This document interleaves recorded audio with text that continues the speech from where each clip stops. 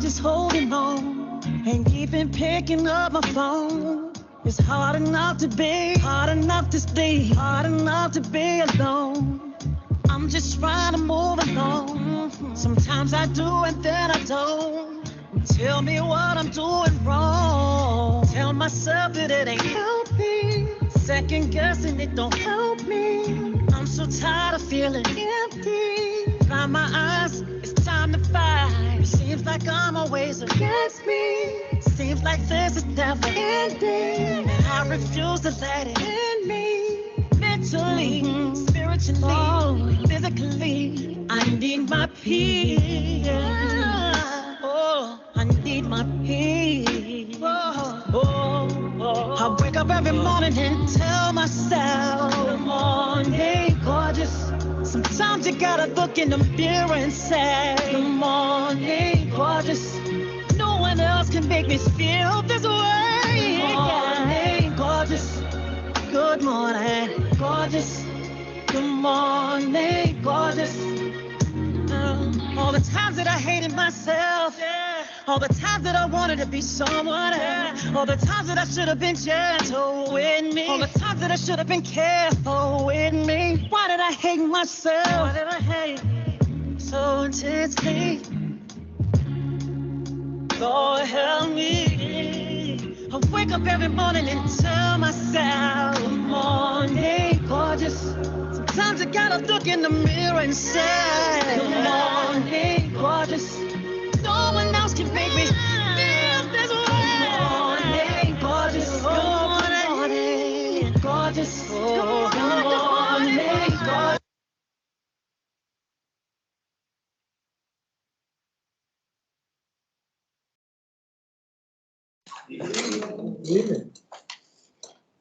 Good evening to the students, the faculty, and the staff of Coppin State University. I'm glad to see you all this evening. My name is Malcolm Drury, and I will be providing you with the purpose of this professional enlightenment, I would call it, this evening. So I just want to tell you all what this is all about. I'm sure my class is probably wondering like what is going on, because this is normally during my class time, but we have a very special guest this evening that is going to talk about a topic that is relevant to what we have been discussing in class.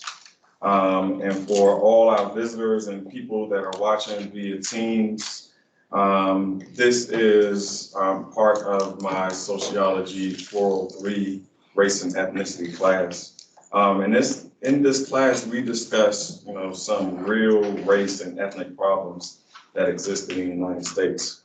In this class, we take a sociological look into the past, and we try to provide a governance structure because we usually exist in the social structure, but that governance structure from the point of view of our, for our scholars, so they can go out into the world and speak about race and ethnic issues from an intellectual standpoint, while also keeping it real. So tonight is no different. Many of today's students, report that undergraduate experience has not prepared them adequately for life after college. Rightly expecting to use their degrees to find a job, in their chosen career paths, they often find themselves dissatisfied with their employment outcomes upon graduation. According to previous research, only 40% of college seniors feel prepared to pursue a career after receiving their degree. In contrast to lacking resources and experience that are most often offered at schools around the nation, research shows that the most students, across majors recognize the need for internships and other experimental learning and opportunities to take advantage of career services and training for the job market and professional networking opportunities while in college. We recognize that students need for greater assistance in identifying transferable skills for their majors and promoting themselves to potential employers. So this is what we're talking about tonight. This professional series is sponsored by the College of Behavioral and Social Sciences and our department, Applied Social and Political Science, in hopes of bringing real-world experiences and opportunities to the classroom with the discussion from one of our own. So next, we will have a welcome by my esteemed colleague, Dr. Pearl. Thank you. Thank you, Dr. Drury. Good evening, everyone. Good evening. Good evening. Welcome to CBSS Professional Conversations sponsored by the Department of Applied Social and Political Sciences. Once again, I am Dr. Tenyo Pearl, the Campus Director for the CSU Nonprofit Leadership Alliance. ASPS, our department, we are excited to have you join us this evening with the conversation with our newly minted Dr. Shirley Thomas. Dr. Shirley Thomas is no stranger. For approximately 20 plus years, Dr. Thomas has served as an educator, coach, and mentor to CSU Coppin scholars. This evening, in addition to just have a conversation, general conversation about with Dr. Thomas about her journey to becoming a doctor, this evening she will share with us the findings of her dissertation, The African American Female Domestic Worker of the Non-South in Literature Between 1880 and 1995. In recognition of Black Women's International History Month, we thought it would be quite fitting to invite Dr. Thomas back to Coppin so she could share with us her research findings, but also her academic journey to becoming a doctor. Many of us, as Dr. Drury mentioned, life after Coppin, you may have on your list your academic dreams and aspirations to become a doctor as well. In honor of Black Women's History Month, we kicked off tonight's conversation with Mary J. Blige's song, Good Morning Gorgeous. Just a few days before performing at the 2022 Super Bowl halftime, Mary J. Blige released her 14th album entitled Good Morning Gorgeous. In an interview with Tamron Hall, Mary J. said, Good Morning Gorgeous was something she had to do and something she had to say when she was in her darkest hour and darkest moments in life. During life's difficult moments, Mary J. had to build up her self-esteem and also build herself up to become the person that she could see and learn how to accept all things that she used to find difficult to bear. Mary J.'s Good Morning Gorgeous song promotes the importance of positive self-talk when you're going through a journey. No matter how tough life may be, or no matter how tough your academic journey may be, it is important to speak affirmations and declarations over your life and yourself. Black Women's International History Month is a relatively new concept. Many people don't know about that beyond March. It was founded in April 2016 by Shay Battle, an educator, tech consultant, and entrepreneur. Battle often felt that the diverse contributions of Black women weren't represented in education, the community, and beyond. In hopes of addressing the gap, the native Georgian created a movement to recognize as April as International Black Women's History Month.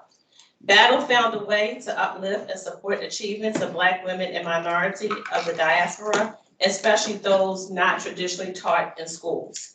This evening, it is our hope, my hope specifically, that while listening to Dr. Thomas, we're reminded of our ancestors, our grandmothers, our great aunts, our great relatives. I can only imagine in their own way, while living their lives as a domestic, many of our foremothers had to say to themselves, good morning, gorgeous, while they had to endure ageism, gender bias, sexism, and racism. One of my favorite quotes is an African proverb, if we stand tall, it is because we stand on the shoulders of those who came before us.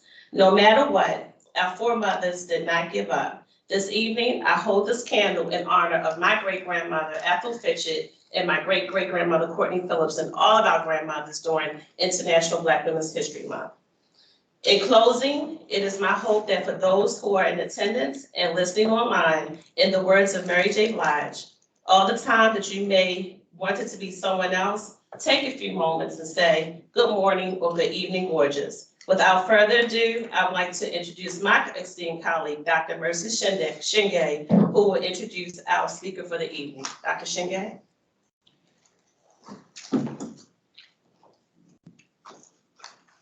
Good evening, everyone. Good evening. Welcome to this wonderful event. Thank you, Dr. Pell, for that wonderful opening remarks. I'm here this evening to talk a little bit about Dr. Shirley Thomas. Dr. Shirley Thomas is a native of Baltimore, Maryland. She's a graduate of Northwestern High School. After earning a Bachelor's of Science degree in journalism from the University of Maryland College Park, she moved to Washington, D.C., where she lived for a decade, performing editorial work for various nonprofit organizations. She's a recipient of 2 master's degrees from Tufts University, a master's in education and reading education, and a master of science in professional writing. She recently completed her doctorate in English at Morgan State University. In 1995, Dr. Thomas entered the field of higher education as a reading instructor at Morgan State University, where she taught for 2 years. She then spent the balance of her academic career at Coppin University, serving for 23 years. A dedicated higher education professional, her Coppin experience encompassed teaching, tutoring, program coordination and development, cultural and social event planning for student assignment, and assisting with enrollment and retention efforts. For more than a decade, she was a reading center coordinator in Coppin's Academic Resource Center, ARC, and for several years, she also acted as the coordinator of the reading program. As an adjunct instructor, she has taught reading, freshman seminar, and education classes. Dr. Thomas developed and regularly conducted a workshop that focused on the reading comprehension portion of standardized tests such as TAAS, practice, and GRE. For a number of summers, Dr. Thomas taught in Coppin's pre-college summer program and participated in student engagement activities. During her last years of employment at Coppin, before retiring in June 2020, she worked as an academic advisor, where she provided academic direction and academic counseling for students, and also assisted with retention and enrollment initiatives.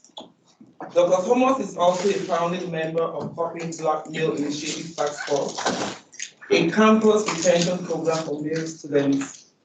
Throughout her career in higher education, Dr. Thomas remained committed to encouraging students of all ages and backgrounds in their intellectual and personal development.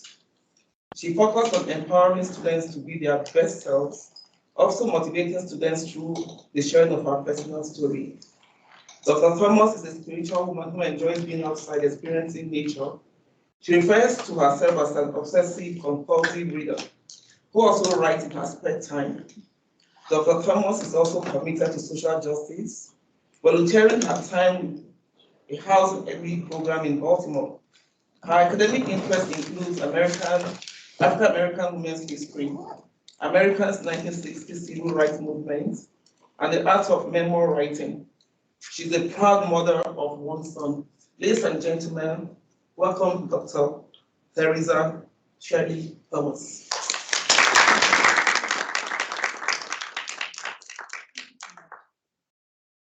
Thank you so much for that gracious introduction and for the welcome. And I'm so happy to be here. I'm happy to be here to help celebrate Black Women's International History Month and to honor Black women on their journey to equality and to recognize their inner and outer gorgeousness. I recently completed my dissertation with this topic, the domestic figure in African American literature of the North-South, 1888 through 1995. The topic of the female domestic worker chose me. I didn't choose it. I'll explain. Many years ago when I worked at Coppin, I attended a presentation by Dr. Elizabeth Clark Lewis. She'd written a book called Living In, Living Out. And it was about, she had interviewed more than 90 elderly former domestic workers who had come up from the rural South when they were young girls to work for wealthy white families in Washington, D.C. So after her presentation, I and a colleague were discussing, having a discussion about the presentation, and because it was very impactful and meaningful to us. My colleague shared with me that her mother had worked days. She had done days work, and that means domestic work by the day.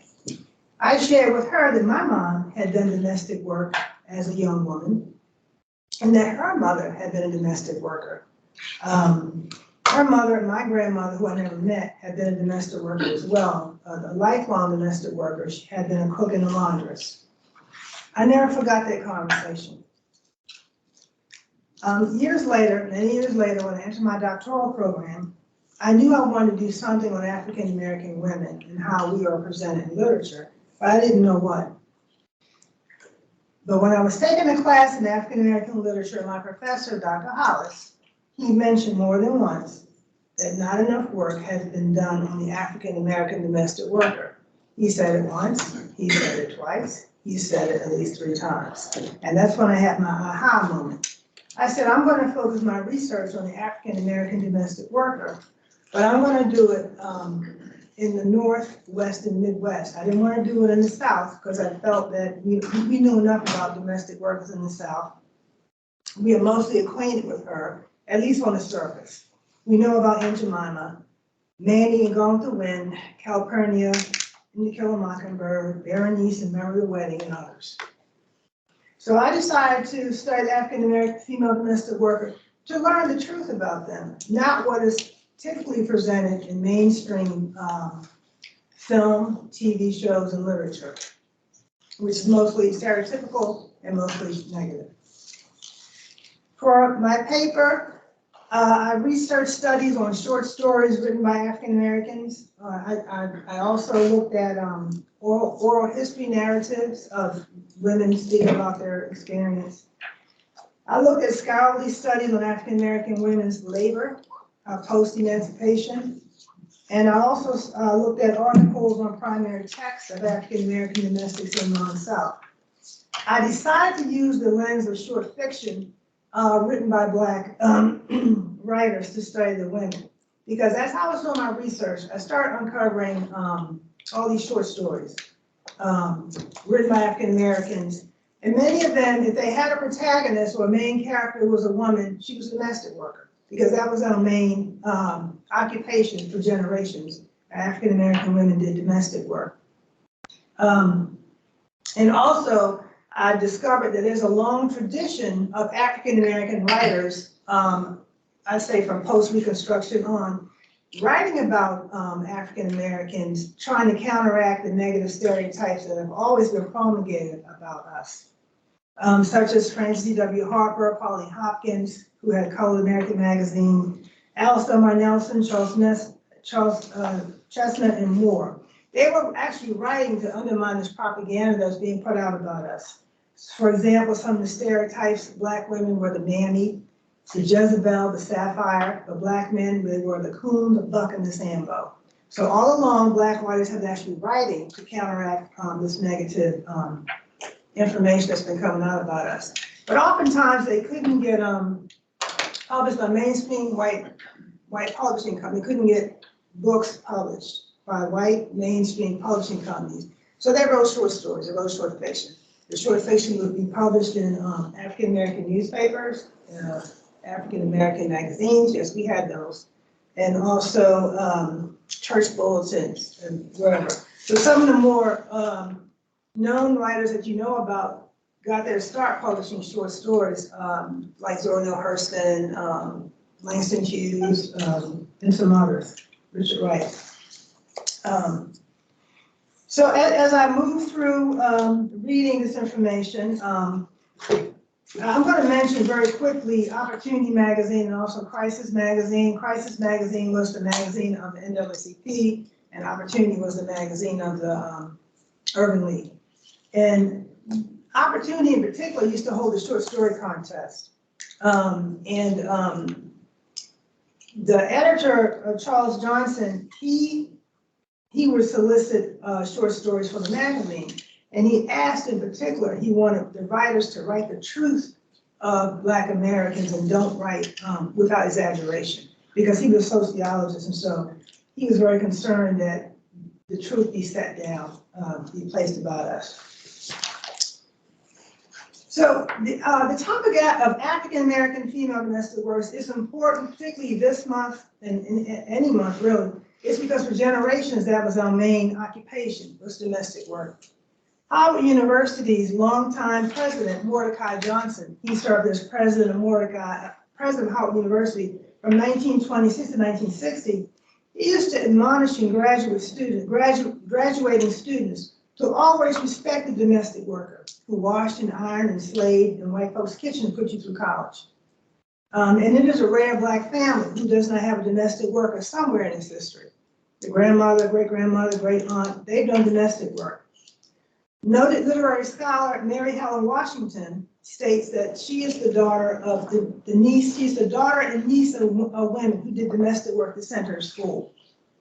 For generations, the motto of American life in America is that the woman stayed home and took care of the family and the man went out to work.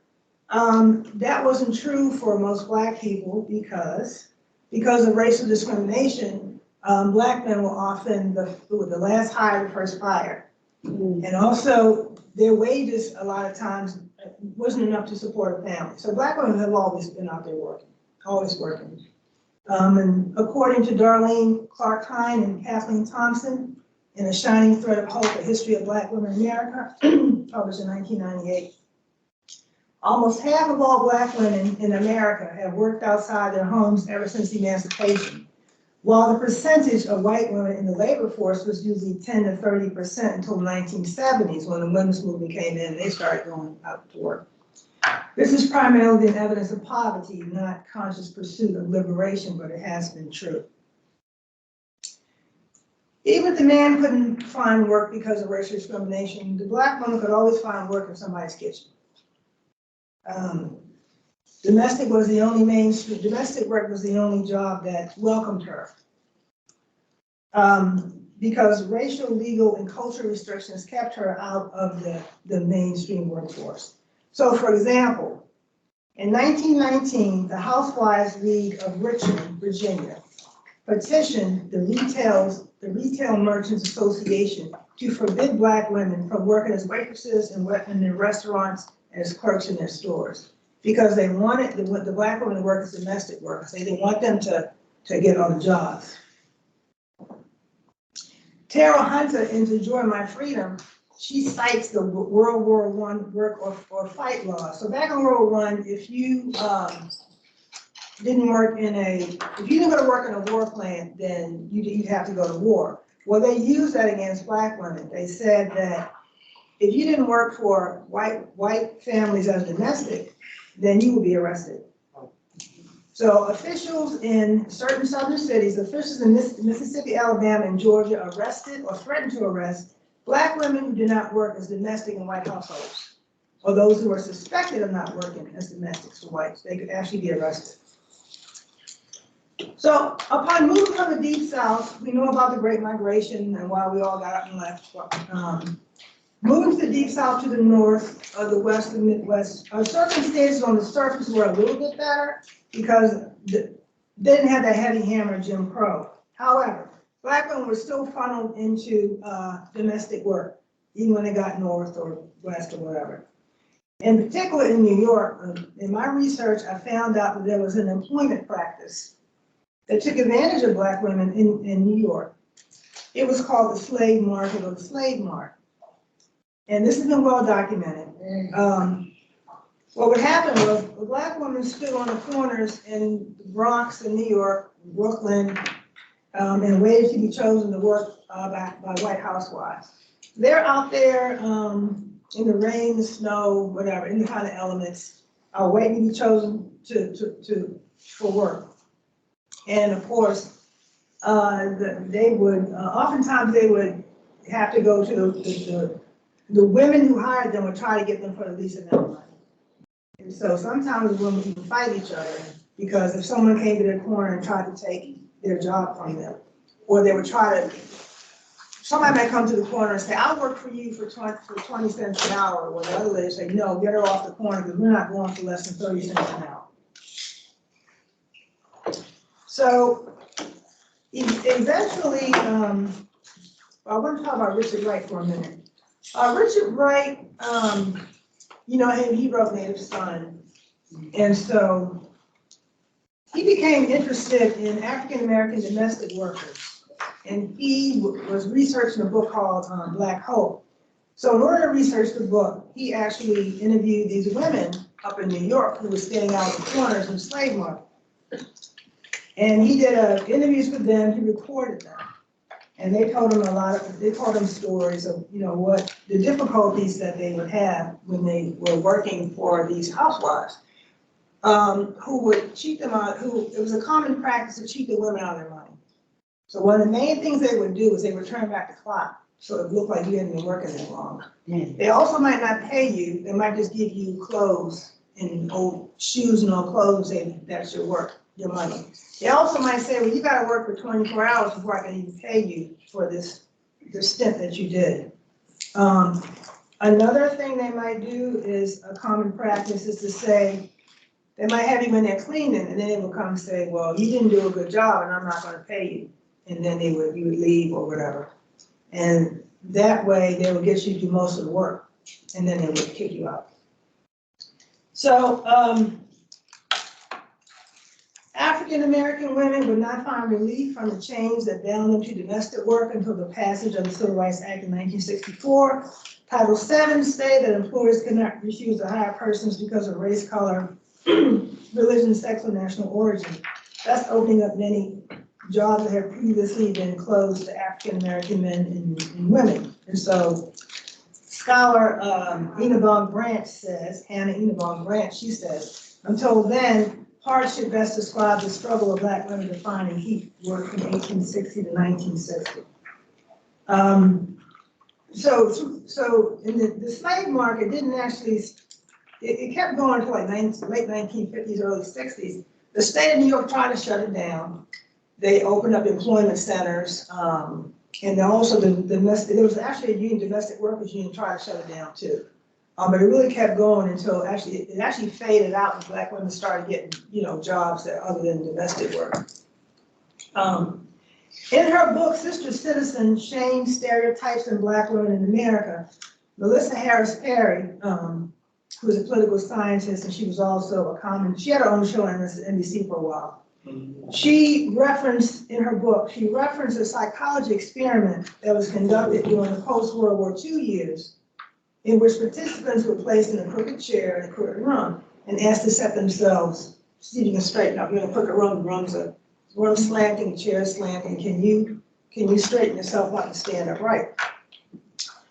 Some people, even though they were leaning, they said they were straight. Other people managed to get themselves upright in the chair in the crooked room.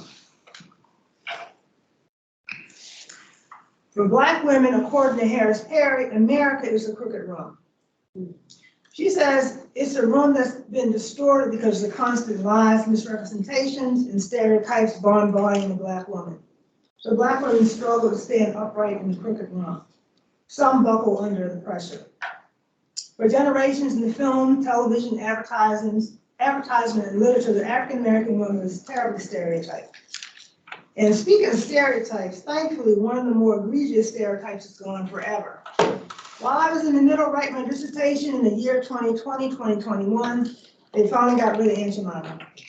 She is no longer on the pancake box. She's no longer on the syrup bottle. And now she's the brand is now called the Pearl Milling Company, which was the original company that actually started the whole Aunt Jemima thing.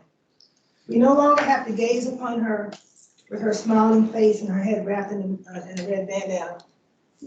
We no longer have to feel uncomfortable or slightly uneasy. Like, what's she still doing here after all these years? So she's gone. So our children, generations coming behind, don't have to deal with that.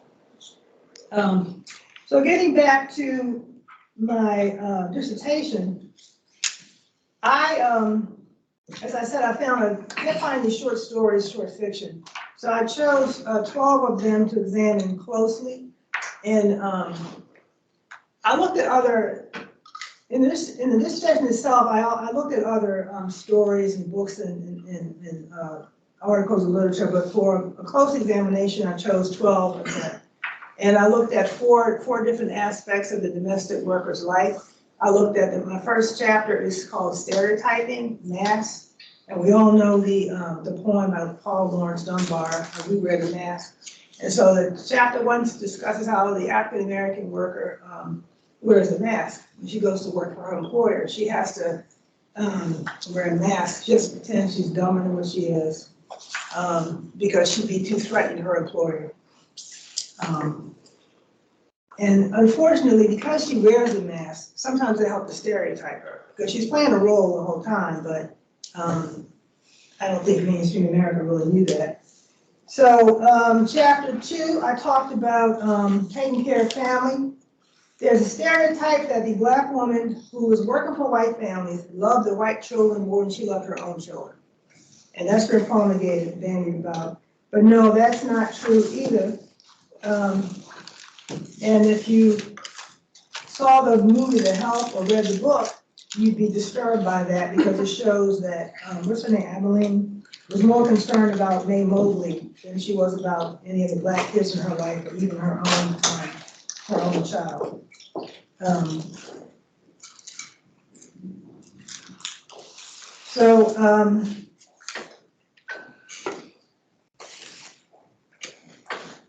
So when The Help came out, there was an outcry against it. It's been documented that many people felt like it was just another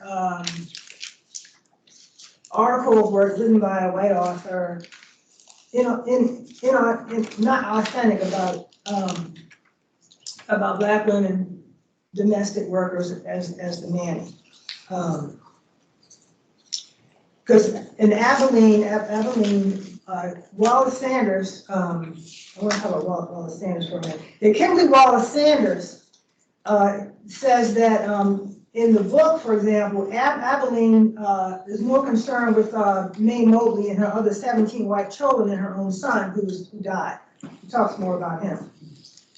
So she further asserts that The Help illustrates exactly the same stereotypes, premise, and pattern of African-American maternity that exists in so many Southern plantation novels from the mid-19th and early 20th century, which romanticize the relationship between African-American women and white children.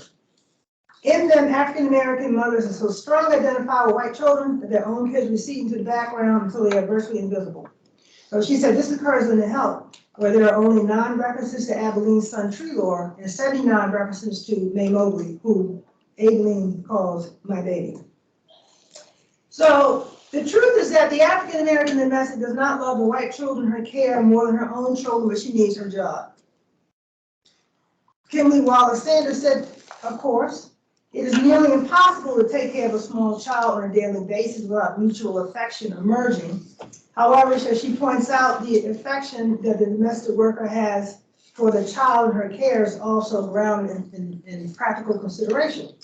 She asserts that when love and affection are part of a job description, they are also part of job retention. There is a level of performance in domestic work that is too often overlooked. The more convincing the performance, the more reliable the employment. Thus, the domestic worker knows it is in her best interest to maintain a good relationship with her employer's child. And also, the domestic workers often work, oh my gosh, they might get there at 7:30 in the morning, make breakfast, and then not leave there to 8 or 9 o'clock at night, so they weren't around their own children that much. And when they got home, they were tired, and because they're going out to support the family and help the family. So I wanted you to debunk that, and the stories that I chose certainly debunk that myth. The domestic worker loving her employer's children more than she loves her own. In chapter 3, I talked about resistance and the African-American domestic worker, not retaliation, as in the mistress did something to me, I'm gonna burn her clothes, but no, just general resistance from being exploited. Because you'd be overworked. You'd be told to stay there longer than what you were supposed to stay there for. You'd be given chores you weren't supposed to do in the first place. You might be, I'll give you part of your pay and clothes, or I'm not gonna give you cash, I'll give you part of your pay and clothes, things like that. Or I'm having company and want you to babysit their children as well as my children. So there were things that they would do, African-American domestic workers would do just to kind of resist all this. For example, they might, an experienced domestic worker would school another worker and tell her, you don't have to do this, you don't have to do that. Also, they would support each other. I talked about a poet in the kitchen, Paul Marshall's story, which she's really Barbadian American. But her mother's domestic worker friends would come together at the end of the day and just kind of be with each other and kind of get their self-esteem back. And a lot of them may have been on the corners trying to get work in the slave market as well. But they would just love each other, love on each other, and just kind of have that sisterhood and will make them be able to get up, go out on another day. And also, the women who work by the day, they were a little more feisty. They might quit or tell them off because they can leave and go get something else. But if you're living there, they have much more invested. You can't leave. You have to figure out the way to get out. And there's I also talked about another type of resistance, which is like non-resistance resistance, in which you take everything and you consider yourself to be above it all. You're Christian and you're going to forgive. Whatever they do to you, you're going to take it. So that's also a form of resistance because you're actually resisting them, their behavior. You're saying I'm better than you are. So I'm resisting in that sense. The final one, the chapter 4, I did sexual exploitation. It was sort of a difficult topic. I had a couple of stories talking about that. And certainly, what I found out that I didn't know this, that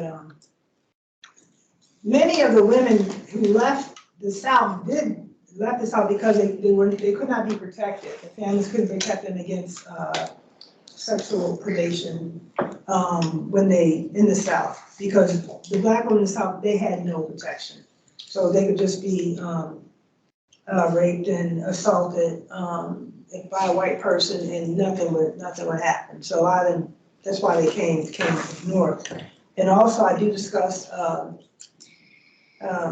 Rosa Parks' experience. She does mention it. She had an issue too when she was working as a domestic worker where she was being sexually harassed. Upon coming north, there was still that issue, but it was mainly because the issue was still there. So sexual predation, sexual exploitation was a hazard that the domestic workers always had to look out for when they worked in these homes, whether the north or the south. And they might be told before they go to work that you better watch out for this. Don't stay in the house when the man is around. Blah, blah, blah, blah, sort of thing. But one of the main reasons that they had an issue with is because of the stereotype of the African American woman as being lascivious and being loose and all that kind of stuff, which actually came from slavery, because she had no control over her body. So that was certainly another issue that she had to contend with. So basically, as I was researching all this stuff, I found it very compelling, and I was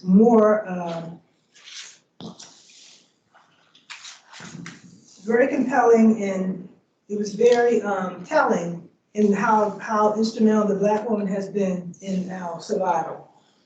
And the work that she did was always for our future generations, and that was her guiding light. And if you think back, if you have your own mom or grandmom, and they always, most of their time, they're just like, they're looking ahead, and at their grandkids, who's going to come after them, they're trying to get a legacy. So their only hope was that we would do better than they did. And that's it. Awesome.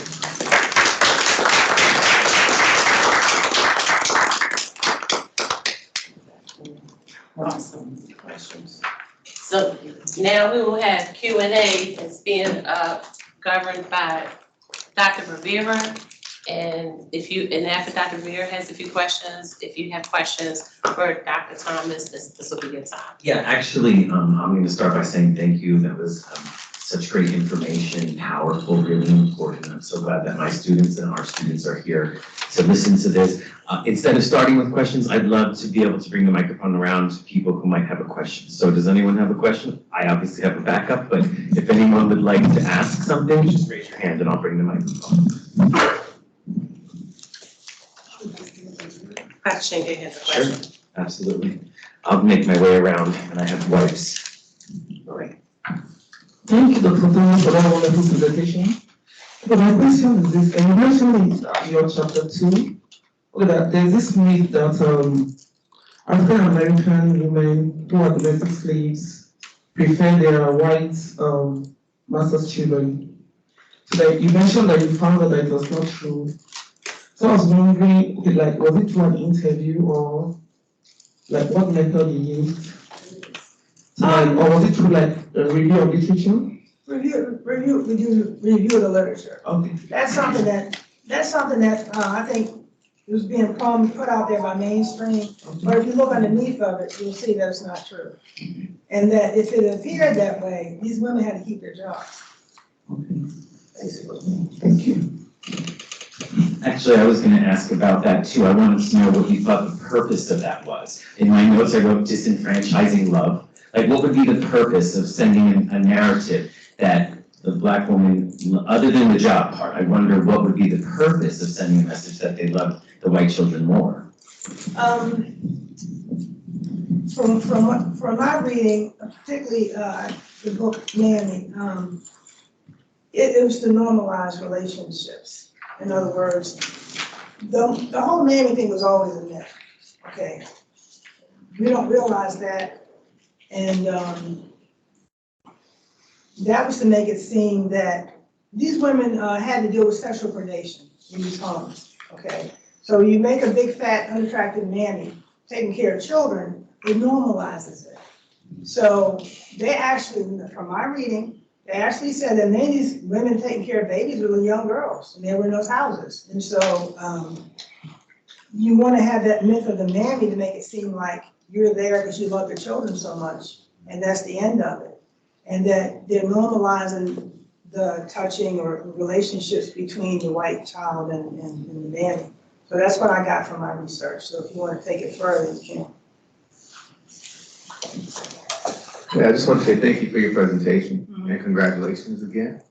I think I remember, unless there was more than one of those presentations with Elizabeth Clark Lewis, I was there.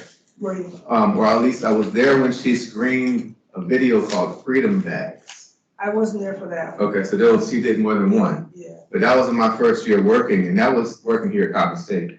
And that was a documentary that she helped produce about the female domestic servant. And I think we might have access to it through the academic video online portal through our library. It was a really good video and it always stuck with me, and I can see why that presentation stuck with you and bloomed into what the presentation was about.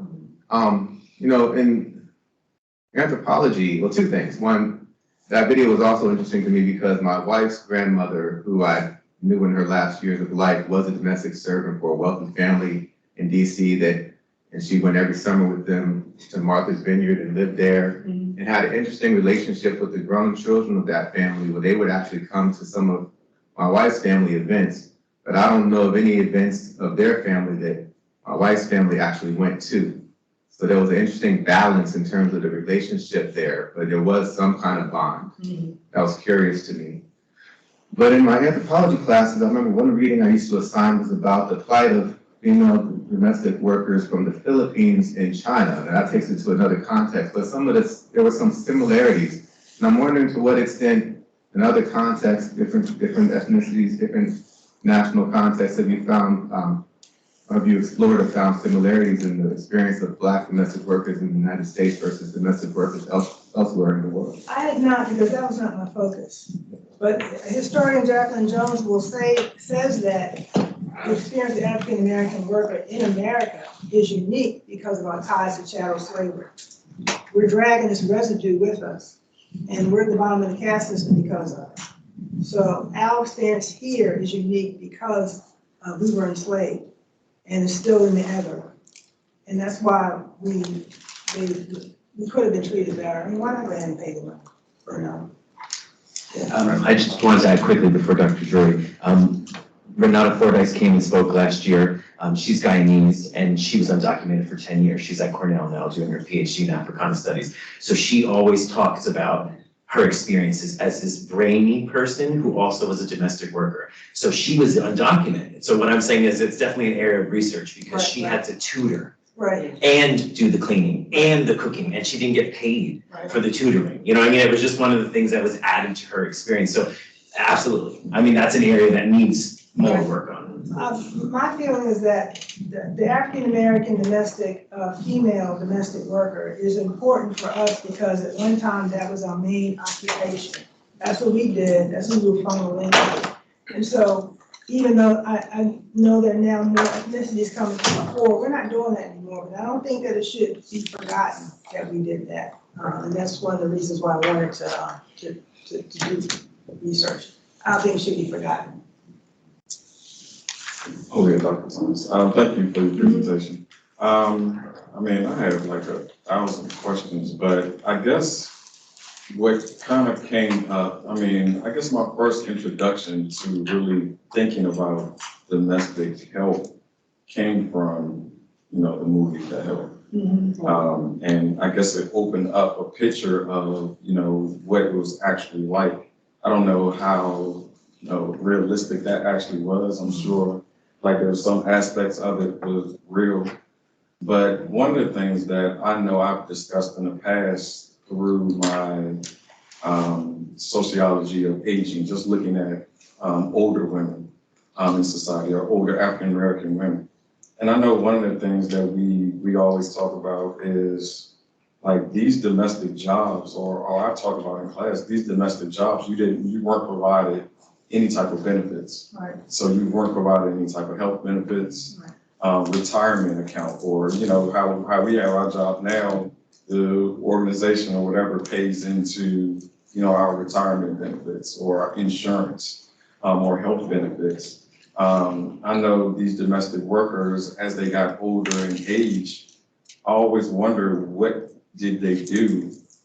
Or were they just relying and dependent on, you know, their children? So assuming after they finished doing the domestic work, living in these homes or working for these people, then what's next? I always wonder what was next for them. And then the only thing that I can think of or come up with is that just like with a lot of us, our parents, you know, may live with us, and we may provide the full support of them after they're done working. So it just kind of made me like, did you find anything about, you know, these domestic workers and what they did afterwards, or how did they survive because they didn't have those things? Well, you know, we took care of our own. You know, we had a tradition of taking care of each other, our elderly people. Right. Because I think, and don't quote me on it, but you can research it, domestic workers and agricultural workers didn't get Social Security for a long time. Exactly. So you're right, they didn't have that. I think, you know, we took care of our own, and some of us were very resilient and found ways to keep income coming in after that. And that kind of plays a part in that. We talk about intergenerational wealth and things like that, but that's something that we still didn't have.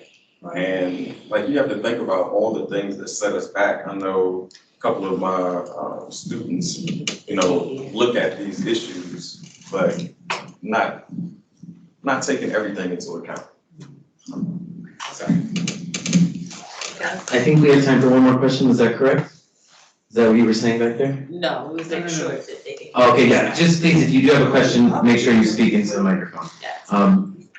You have another question? Yeah. Sure, no problem. So I was going to ask, because the study spans like 115 years, like the span of that Yeah, I think study. the first one was 1927, the last one was 1990. Okay, so I was just wondering, so did you see notice any trend, like, maybe like some years, some things were better, or some other years, some things were worse? Was there any difference within the years that you studied?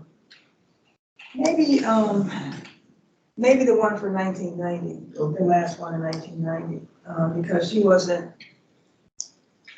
she was more of a nanny, my pair, so she wasn't really like the other ones that I was looking at.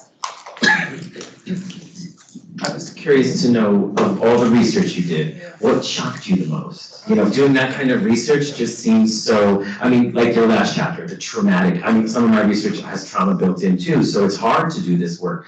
So what shocked you the most? Like what did you couldn't believe that you found? You mentioned a couple laws. Is there anything else that stood out to you? The laws, you're right, the legal, barriers, there's actually law that prevent them taking on the jobs. I found it very shocking. And also the sexual exploitation. I had no idea that in the Jim Crow South that these women were preyed upon. As a matter of fact, one researcher said that the black women was the white man's special prey down there. They weren't taken to jail, or they weren't didn't have a problem with that. So I was shocked by that. Eventually, as they started, having court cases and going to jail, but for years and decades, nothing. As a matter of fact, I know that you might send your daughter away because if she's getting too much attention, you're going to send her away. And this was real internationally. I'm thinking of Trujillo in Dominican Republic, the same thing where he would go in and take young girls for his, and they would, that was the thing. If you had a pretty daughter at some point, you just sent away because you understood that the violence was inevitable. So, questions from the audience, please. Let's hear from a student. We haven't heard from a student yet. I'd love, okay, Tia, okay, excellent. IDST major Tia Hargrove, here we go, hello. I think it's interesting that you, this topic that you have, because, like recently, I was just having, conversation with my mom about my grandmother. She's deceased now, and she was just telling me things about her that I didn't know, and that my grandmother was what you said her whole life. She was a domestic worker. She originally lived in North Carolina, and then her and her husband moved up here because of sharecropping and all that kind of stuff. There was no profit in that. So she moved all of, my mom and her family up here. And I just remember as a little kid, like my grandmother babysitting me, and my mom telling me things like, whenever grandma gives you something, just say thank you, and just, stuff that I just remember now. And she died in poverty. She lived in poverty, died in poverty. However, she was the one that paved the way for everybody else to have opportunity. That was her wealth. I mean, I just remember, as a little kid, I remember all of the, like sometimes I would be like, why do we have to go see her? Why do we have to go see her? So she wound up having because I thought about what you were saying about like the Social Security and like the health benefits and everything. Like she was living in a, I guess you could say like an efficiency apartment. Like everything was just one room, and she had all these complications of diabetes, amputation after amputation. She couldn't, the health care, having to be in a nursing home. And I just think, like all the sacrifices that she made, and it's unfortunate that she died in poverty. But I think if it wasn't, for her moving everybody up here, like my mom, I think she's like the first, maybe the second person like in our family, and her sisters or brothers both had a college education. So like all of this is like for me to be here. I would never even have this opportunity. I mean, thinking, for the long run. So, I mean, this is like, this whole profession of a domestic worker, like I don't even think like our youth these days, it's just something that's totally frowned upon. When people talk about, hospitality and stuff. And I just think about years ago, our conversations with family about how they used to have like home economics. Like that's something that's like foreign. Like, so I think it's just interesting just to hear some of the things that you were talking about. Well, I just want to say that your grandma's wealth was you and your mother. So that was her wealth, that was her riches, so. We have a question from Teams. It's Dr. Bolden. He wants to ask you, what is it that you would like us to take away from your research? What is it that you would like from us to take away, the biggest takeaway, that if you could kind of encapsulate something for us? Just remember the ones who went before us. I'm tearing up a little bit. I understand. Thank you. The response was the ones who went before us. Don't forget. Okay, thank you for your presentation. My name is Shanice Barkley, and I'm one of Dr. Drew's students. So I think after listening, my question is, we acknowledge the trauma, we acknowledge the pattern, we acknowledge, the timeline of events and things like that. So I'm all about progression, moving forward. So acknowledging and seeing where we were, where we've come, where we are now, how we move forward from this understanding, because even though I think that, as a culture, Black women are starting to move away from the idea of domestic work, I think that and some of our families are still very much so conditioned to think that this is the way of life. Get a job, work, get a job, work. Very so often you hear about school or, higher education and things like that. So I think I'm just interested in knowing what do you suggest, how do we move forward from this in terms of reshaping, rebranding, what our history looks like, moving forward. I don't really have to rebrand it, but even you yourself, so what are you gonna do, basically? Be a lawyer. Okay, so you're gonna, and where'd you get that from? It's coming from somewhere. Where is the advocacy coming from? Us. Yeah, believe. Yeah, so the seed was planted in you by someone, you may not even know who it was, So I think we're, only thing I'm saying is, sometimes we don't appreciate the people that went before us, and we stand on their shoulders. We have these ideas and don't know where they came from. So these old grannies were planting this stuff in our head while we were sleeping. So, yeah. Does anybody want to ask me about the process of working on the doctorate? I want to say I want to talk something. about that. Okay, sure. I was gonna talk about that too. Yeah, I just want to respond. I just want to just briefly respond to your, I think, thought-provoking question and statement. Many of us, well, similar to, I think, Tia, yes. My grandmother, Ethel Fitchett, she was a very prominent woman in her own state. But unfortunately, she did die in poverty. My Aunt Margaret, and they were domestic workers. And I think that what Dr. Thomas is saying that, or similar to what Dr. Maya Angelou said, she's reminding us that we are our ancestors' dream.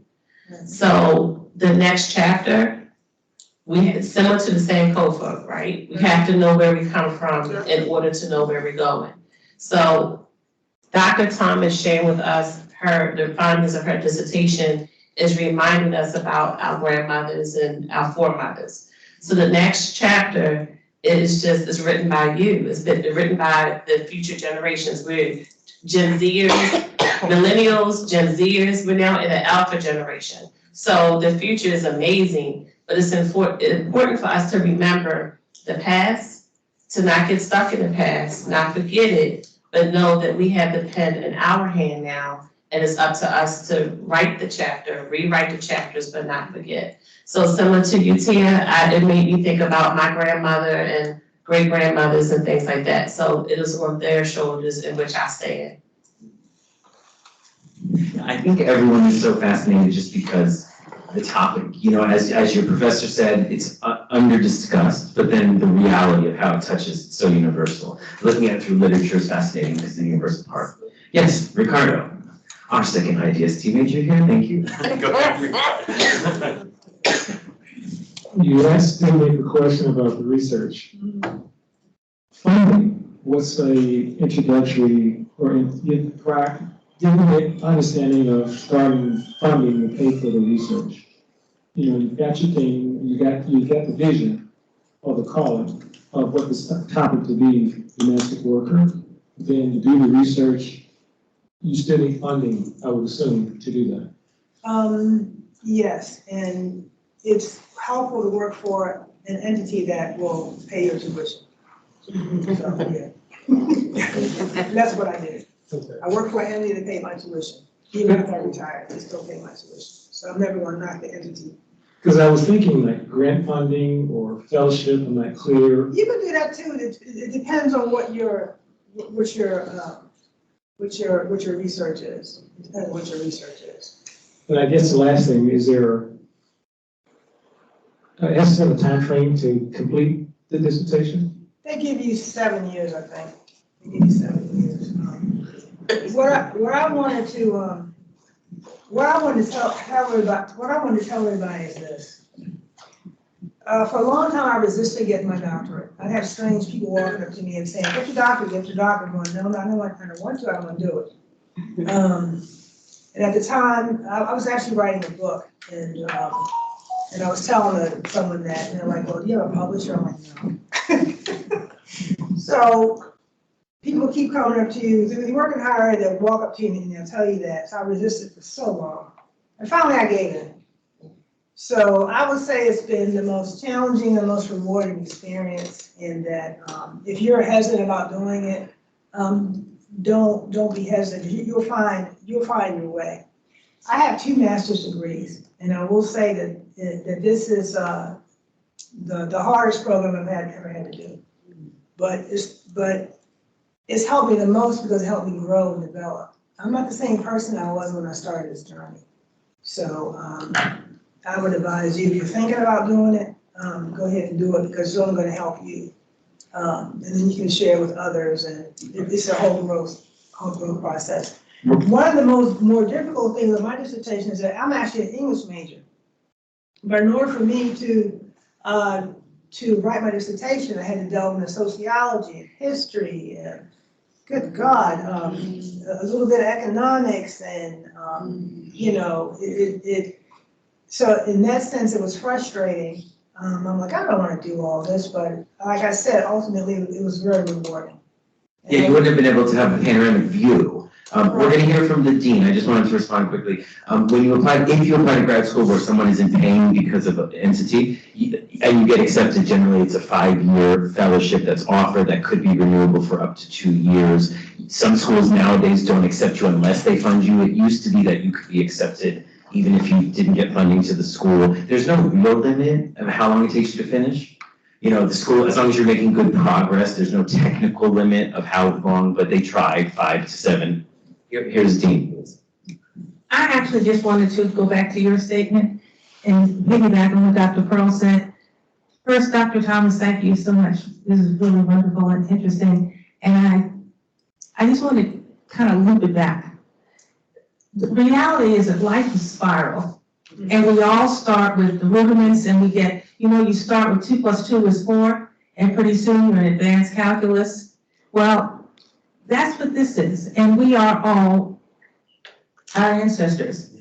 And we have been watching all along. And when Dr. Thomas said we were the wealth of our grandparents, if all of us were to go back, we would realize that most people in this room had family members who were domestics, who worked in the days of who was the particular generation?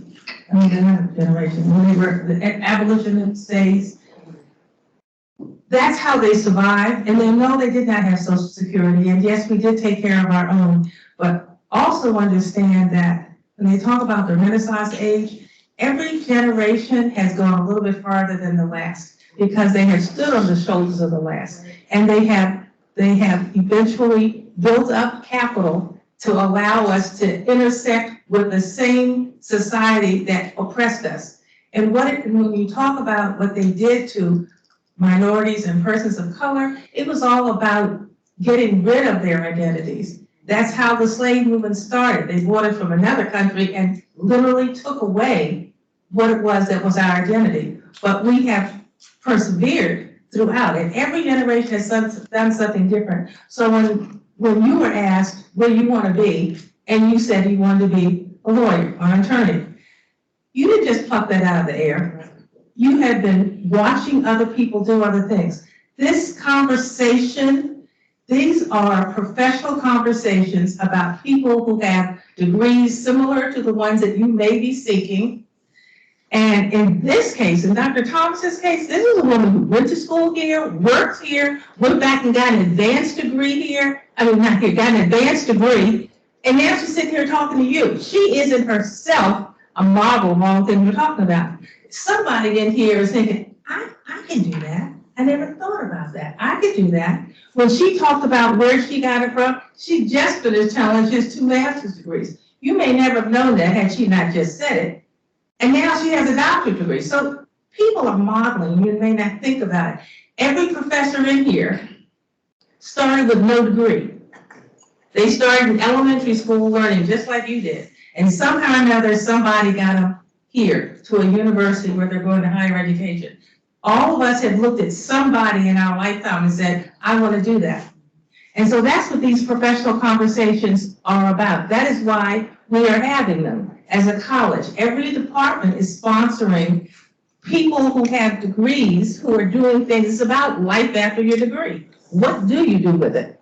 And so I'm so Asking you to get in the front of the camera. I can't see you. They're asking you to get in the front. I'm sorry. So that was a great question, and I just want you to know that this is all about that modeling. You're modeling it. Somebody's looking at you and saying, she wants to be a lawyer? I can be a lawyer. I wonder why she wants to be a lawyer. And so when we think about the wonderful things that are going on here in this university, there are very few people in Coppin State University who are skipping down a yellow brick road. All of us are working hard to do whatever it is we're trying to do. And we're here because it's very intentional, because that's what we want. That's what we want.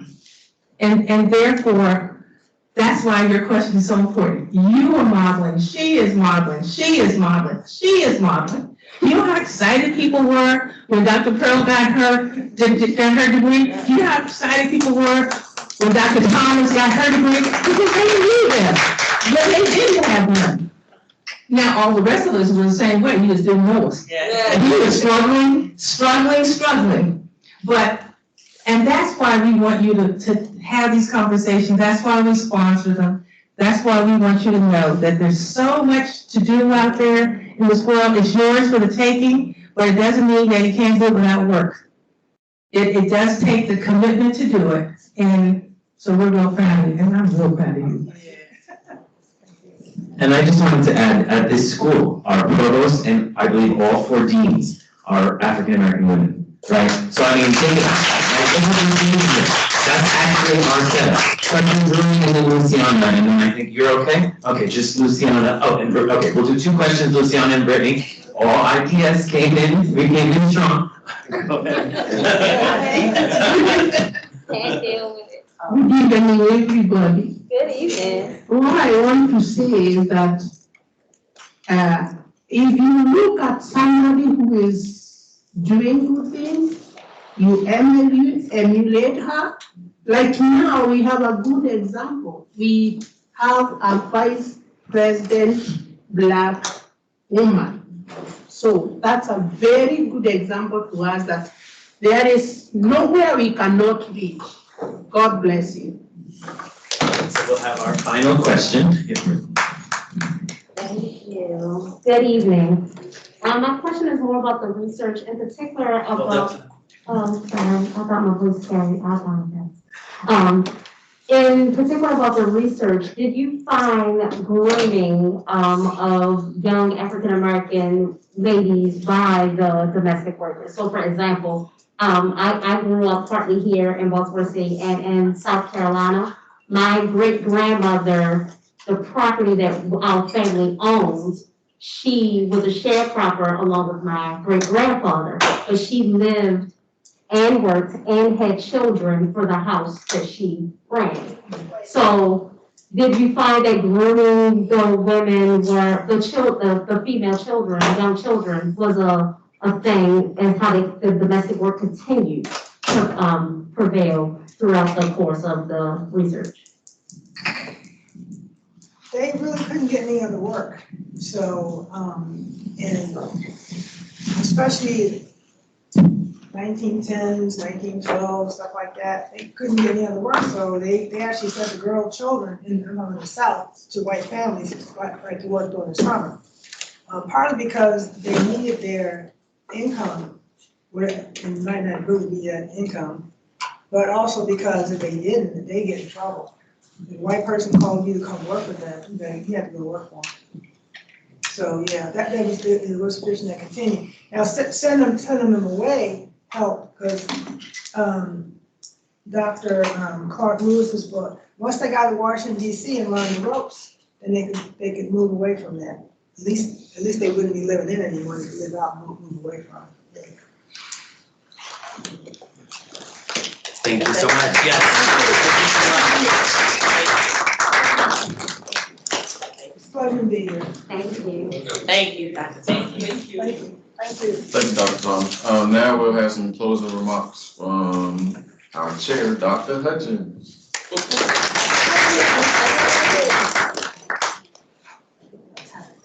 First of all, let me stress interim chair. Oh, First of all, thank you, Dr. Thomas, and congratulations. I had no idea you were working on a doctorate. I'm glad you did. I never told you. No, you didn't. That's all right. I knew you could, and I'm glad you did. I wanted to say a couple of things, or I guess the sociology in me says that. One of the things I want to point out is what has been kind of a historic connection between domestic work and HBCUs. Historically, HBCUs have, for the most part, always been predominantly female. And they have been predominantly female because we chose to send our daughters to college so that they wouldn't have to work in somebody's kitchen. For a long time in the South, and I say for a long time because that's changed, but at least a degree would get you a job as a teacher. And when segregated schools, there were as many black teachers as there were white teachers, and black kids were taught by black teachers. So if you went to college, you could get a job outside of somebody's kitchen. And I say it was gender-based because the boys could always go to the military. And they did not face the same threat of, even if they worked on the farm, the whole sexual exploitation and abuse stuff, they didn't have to deal with it. So there was a real push. In many cases, you had sons who went into the military and they sent money back so that their sisters could go to college. The whole idea being that they would be protected from having to work in somebody's kitchen. I want to extend that to the notion of, again, why it's important for folks like yourselves to get degrees. Because of the gender segregation in our society, the job opportunities open to black women without a college degree is still limited. One of the things that came out of the Me Too movement is the stuff that black women, housekeepers, we're not talking about people in kitchens, we're talking about people who work for cleaning agencies who go into office buildings in the evening.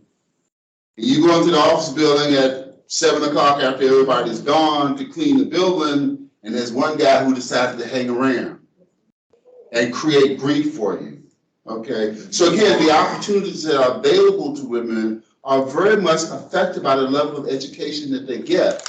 You're not working in people's kitchens, but in many cases, women, especially black women, wind up in situations where they still are vulnerable. And that's the large part due to lack of education. I'm not saying educated women are completely safe, but I am saying when you look at the odds, when you look at the probabilities, education places you in a situation that's a little different. The other thing that I think is critical, and my grandmother was a domestic, and as a little boy, we followed her around. My mother died when I guess I was 4 or something like that, so my grandmother raised me. And we would follow her around. She had a different house she went to each day. Because people always talk about their maids, but they didn't have money to afford a maid. They had the money to afford somebody to come in 3 or 4 hours a day and clean up. And then those people were underpaid. I think she used to make like $1.50 a day or something like that. Always poor, always struggling, but she did it. And she, of course, made ends meet. And at the end of the day, she produced something like me, which is doing okay right now. The last thing I want to talk about is knowing not only my grandmother, but a lot of women in my community who were domestics. They never lost their pride. And the place you saw that pride was Sunday morning in church. That's right. When they dressed up and put on those hats and those clothing, you would think this was the Queen of England. And you had no idea that Monday morning she would be in somebody's kitchen with an apron on doing these kinds of things. So I think one of the interesting things about Black history has always been our ability to compartmentalize. Dr. Thomas talked about, yeah, I love the little white child, and when I'm at their house, he's the most precious thing in the world, and I want him to believe that. But then nobody was ready to tell a story about what I do at home on Saturday morning what I do with my own children, the fact that I go kiss them on the head and that I prepare food for them and I do all this other. That story wasn't told because the people who wrote to help were interested in telling what? Their story. But there's another story, and I'm sure some of you have that, many of you already mentioned that you had grandmothers and great-grandmothers who were domestics, and you know the love that was there. So it wasn't like they gave up all the love down the street, they just gave enough love, again, to put forth the image that they needed to put forth. And again, that's not that different from today. We still have to perpetrate, and we still have to pretend to like and get along with people that we don't particularly like or want to get along with. But we have to what? Feed our families. We have to do those things that are important to us. So again, I think that's an interesting lesson. And I keep saying the final thing, and I promise you this is the final one I'm going to say. But one of the beauties of learning is the synergy between the young and the old. If your grandmama's still living, you talk to her. Some of you are in situations young enough where you even have great-grandmothers living. I'm a great-grandparent right now. My great-grandchildren are like 2 years old. So hopefully I'll be around to tell them some of the stories that I'm bored most of you with. Okay. But the point is, talk to them. Because there's so much you can learn from their experiences. One of the things that always gets me is a lot of Black folk in Baltimore that I've come across think that this is the promised land. And it ain't. It's very Southern. And you learn that when you talk to your grandparents and sometimes your parents about what they endured in Baltimore. Learning is always critical, and this has been a wonderful opportunity to learn. And I gotta say the thing that she said, she grew. She grew. I know that we live in a world where, who said it? Somebody said it, you said, the job, the job, the job, the job. But a good chunk of education is how do you grow? How do you become a different person? And we put a lot of emphasis, you want to become a person that somebody will pay for, that's all right. But you also want to become the person that you want to be and that you need to be. And education does that for you, regardless of how you pay your bills. The growth that's important is what's taking place between your ears, and as she said, you are the wealth. Those women cleaned the kitchen, they changed diapers, they did all that stuff so that people like yourselves wouldn't have to. That's the long and short. I thank you so much for showing up. You've been a good audience. This has been a good discussion.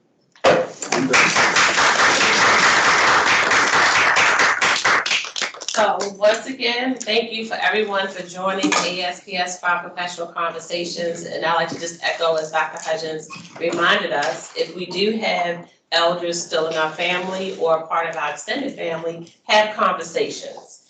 In addition, April is Black Women's International History Month. So just remember the sheroes, have conversations and share the wealth, share the information.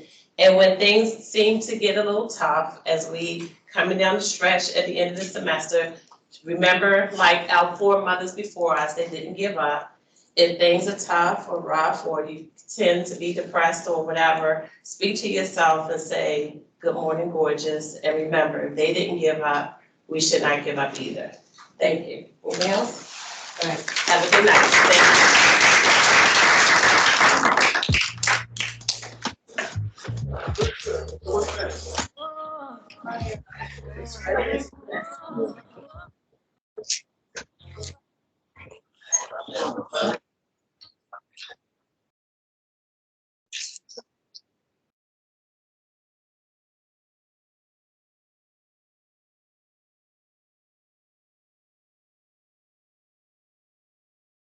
Just gonna end the Teams meeting, one moment.